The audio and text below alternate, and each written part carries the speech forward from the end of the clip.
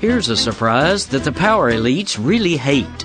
Many members of the 1% are joining the We Are the 99% protest movement.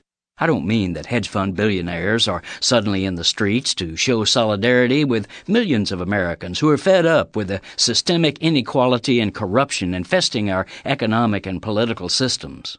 No, those swells aren't about to dirty their Guccis with any street action. Rather, I'm talking about another extra special 1% of our society, the soldiers who've been the boots on the ground in Washington's misguided and bloody wars in Iraq and Afghanistan. Rather than marching in Veterans Day parades this year, thousands of vets from America's abused war class have been rallying with the Occupy movement.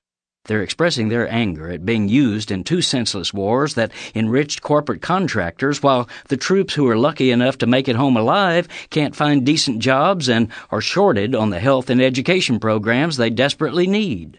In New York, more than 100 of our nation's soldiers proceeded in uniform from the Vietnam Vets Plaza to Wall Street, where they stood in formation in front of the stock exchange.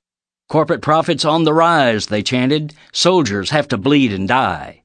The powers that be, far from offering the salutes that vets deserve, much less offering the help they've earned, deployed a line of New York police to block these peaceful protesters from the financial manipulators inside, and another line of police on horseback wielding nightsticks to threaten them. This is Jim Hightower saying this was a disgraceful show of force against those who have fought our wars. The police should be looking inside the financial empires, not threatening protesters. But their action exposes just how perverted and corrupt the power elites have become, and why all of us should support this burgeoning democracy movement.